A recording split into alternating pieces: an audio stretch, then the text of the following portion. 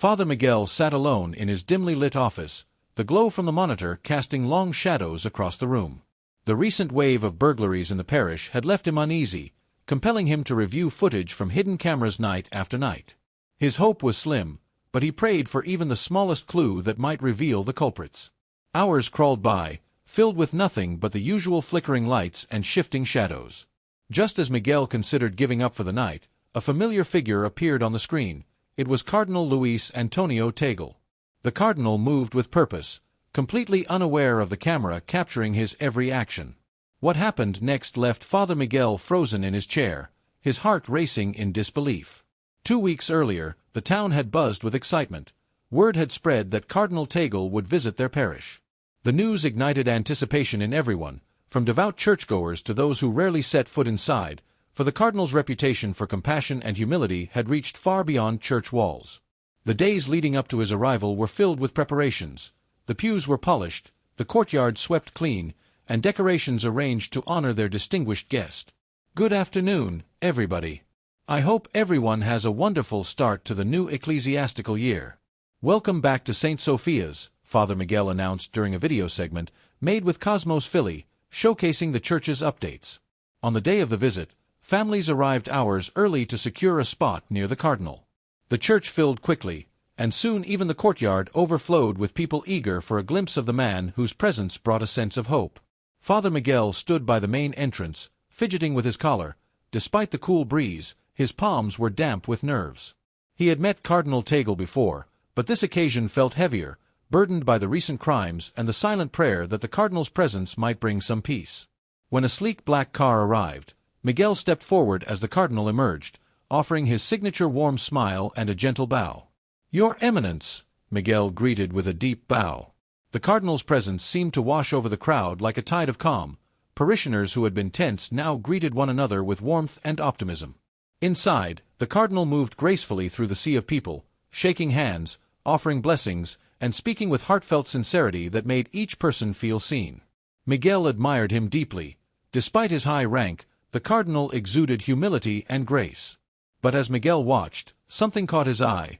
Clara, the church housekeeper, stood by the side aisle, unusually tense. Her hands fidgeted, and she cast repeated glances at the cardinal, her expression unreadable. Was it fear? Concern? Miguel made a mental note to speak with her. Later, Clara lingered in the shadows near the sacristy, her posture rigid, her hands clasped tightly. When the cardinal approached, she hesitated before stepping forward and whispering something to him, words Miguel couldn't hear. The cardinal nodded calmly and Clara exited quickly, her face pale and unreadable. Miguel's stomach churned. Clara had always been discreet, yet now she seemed deeply unsettled, especially in the cardinal's presence. Miguel tried to dismiss it as nerves, but the moment lodged in his mind. That night, a shrill buzz startled him from sleep. The security company was calling. "Father Miguel," came the operator's calm but urgent voice, "we've detected unusual activity near the east corridor. You may want to check camera 3. Dread mounting, Miguel hurried to the church office. The corridors were cloaked in shadow, moonlight casting fractured colors through the stained glass windows. Seated at the monitors, he pulled up the footage. At first, nothing. Then, just after 11 p.m., a figure emerged. His breath caught. It was Cardinal Tagle. The cardinal moved cautiously, glancing over his shoulder with each step, his demeanor far from the composed man seen earlier. Miguel leaned in, anxiety rising. What was the cardinal doing at this hour, alone and secretive? As the cardinal neared Clara's quarters, he paused, checked the hallway, then slipped inside her room. Miguel froze, staring at the monitor. The secrecy, the timing, it didn't make sense. He tried to rationalize it. Maybe the cardinal needed something from Clara, maybe it was an urgent private matter. But the deliberate, furtive movements told another story. Miguel replayed the footage again and again, searching for meaning. The cardinal's behavior was too precise, too methodical. It wasn't just caution, it was calculation. After half an hour with no satisfying answer, Miguel shut off the monitor and rubbed his temples. He would watch and wait, gathering more information. But unease clawed at him. As he walked the darkened halls back to his room, the silence felt heavier than ever. Deep down, Miguel feared that his hesitation might cost him, and his parish, more than he could imagine. The next morning, warm sunlight streamed through the stained glass, casting golden hues along the church walls, but despite the light, the atmosphere inside remained darkened by unspoken tension. Heavy whispers rippled through the congregation, accompanied by furtive glances and uneasy expressions. Somehow, word of the cardinal's late-night movements had spread. Miguel guessed the source was a security company, though he had hoped the matter would remain contained. Now, it was slipping into the parish's collective consciousness, threatening to spiral out of control. "I heard he was seen near Clara's quarters," a woman whispered, her voice barely audible but thick with curiosity. "Surely it's nothing," replied another, though her tone carried an edge of doubt. "Cardinal Tagle is a man of God. There must be an explanation." But not everyone was so charitable. A gruff voice cut through the murmurings.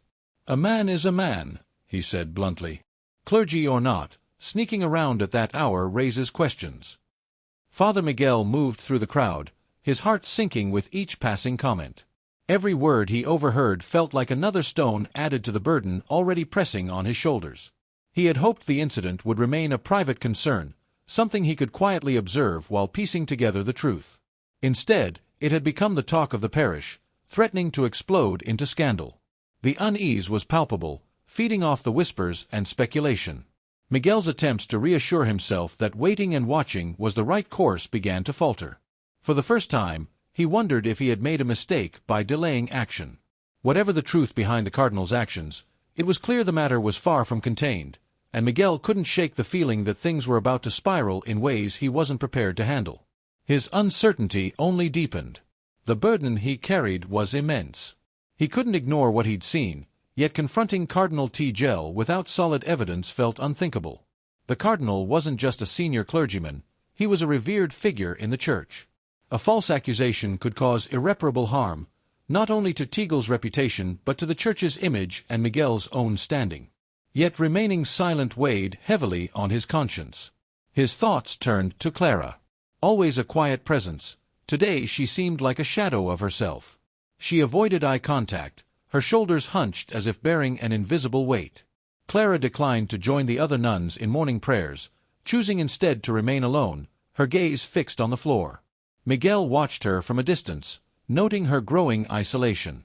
Could her behavior be tied to the cardinal's late-night visits, or was his mind jumping to conclusions, building a story where there was none? That evening, Miguel sat once again before the security monitor, the dim glow of the screen casting shadows on his furrowed brow. His hands trembled slightly as he reviewed the footage from the previous nights, frame by frame. It revealed a troubling pattern: Cardinal Luis Antonio Tagle leaving his quarters in the dead of night, walking deliberately through the church corridors, and pausing briefly outside Clara's door before entering. Each visit lasted over an hour, sometimes two, before he returned to his own quarters. Miguel's unease turned to alarm when he spotted a particularly unsettling moment. In one video, the cardinal beckoned Clara toward him. She hesitated before stepping closer, her posture tense, her body language cautious, her movements deliberate. When she eventually left the room, her eyes were red-rimmed as though she had been crying. This wasn't an isolated incident. The consistency of the cardinal's actions suggested something intentional and deeply secretive. Miguel's mind swirled with conflict. He wanted desperately to believe there was an innocent explanation, but the secrecy cast a long shadow over any hopeful assumptions. 4 hours, he sat in silence, weighing his options. To confront Cardinal Tagle meant risking everything: his position, his reputation, and possibly the parish's stability. Yet doing nothing felt like a betrayal of his own integrity and the trust parishioners had placed in him. He was trapped in an impossible dilemma. Suddenly, the sharp buzz of his phone interrupted his thoughts, startling him. He hesitated before picking it up, dreading what might come next. The caller ID displayed the name of the security company, and a sinking feeling settled in his chest. "Father Miguel," the operator said, their tone cautious yet firm. "We've reviewed additional footage and noticed a recurring pattern of activity. Given the circumstances, we feel obligated to inform you that this behavior is highly irregular and may warrant further action." Miguel thanked the caller and hung up, his heart heavy. If even the security company had flagged the cardinal's actions, how much longer could he justify his inaction? His gaze drifted back to the monitor, where a frozen image of Tagle outside Clara's door stared back at him. The cardinal's expression was calm, but the deliberate secrecy of his movements betrayed an unsettling purpose. Miguel leaned back in his chair, the weight of his inevitable decision pressing down like an iron shroud. He thought of the parishioners, and their faith, their trust, and the storm that might come next. Whispered suspicions weighed heavily on Father Miguel's heart as he thought of the trust the congregation placed in the clergy. He thought of Clara, whose withdrawn demeanor hinted at an inner struggle he couldn't yet comprehend, and he thought of Cardinal Tagle, a man admired by many, whose reputation now hung by a fragile thread. As dawn broke, casting a soft golden light over the church, Miguel made his decision. He couldn't ignore what he had seen. The truth needed to be uncovered, but it had to be done with care and respect. An hour later, Miguel stood outside Cardinal Tagle's quarters, his heart pounding so loudly he feared it might echo through the quiet hallway. Clutching his rosary tightly in one hand, he took a deep breath and knocked. The door opened almost immediately. The cardinal stood there, calm and inviting. "Father Miguel," Tagle greeted warmly. "What brings you here at this hour?" Swallowing hard, Miguel stepped inside. The room was modest, a reflection of the cardinal's humility, but Miguel barely noticed. His focus was entirely on the man before him. "Your Eminence," he began, voice trembling, "there is something I must address with you, though it pains me to do so." The cardinal gestured for him to sit, his serene expression unchanged. "Please, speak freely." Miguel hesitated, choosing his words carefully. "Over the past several nights, I have reviewed the security footage. It has come to my attention that you've been visiting Clara's quarters late at night. The secrecy, the timing, it has raised questions I can no longer ignore." For a moment, silence fell between them like a heavy veil. Miguel's heart raced as he awaited a response. To Miguel's surprise, Cardinal Tagle's expression softened, not with anger, but with understanding. Folding his hands, he spoke gently. "Sister Clara has been struggling with severe depression. When I arrived, she approached me privately, seeking guidance. She feels isolated, burdened by guilt, and overwhelmed by expectations." Miguel's breath caught as the cardinal's words sank in. Images of Clara's pale face, her hunched posture, and her avoidance of others replayed in his mind. The signs had been there, but he had been too clouded by suspicion to see them clearly.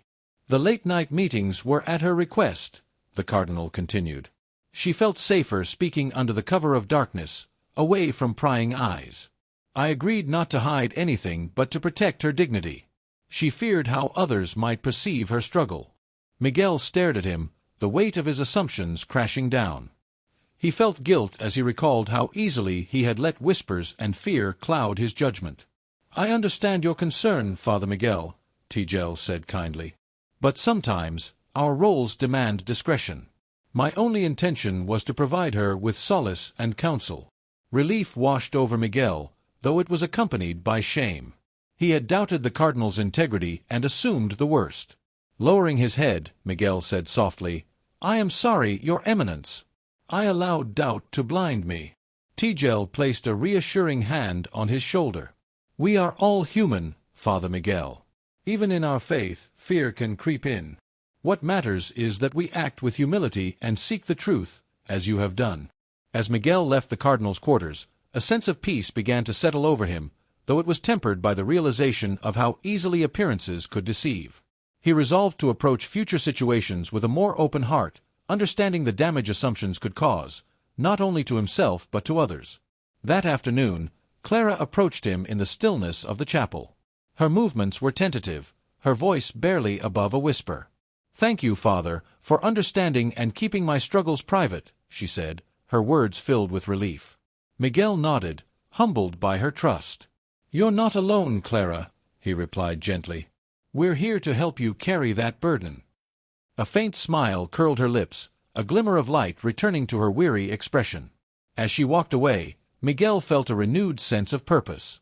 He promised himself to meet future challenges with both caution and compassion, knowing that mistrust, however well-intentioned, could take a heavy toll. As the chapel returned to silence, Miguel reflected on the lesson he had learned. Appearances could deceive, but empathy and understanding could illuminate even the darkest corners of doubt. Have you ever found yourself making assumptions and expecting the worst, only to discover the truth was far different? Share your experiences in the comments below. We'd love to hear your story. Don't forget to like, subscribe, and join us next time for more thought-provoking discussions. Catch you in the next video.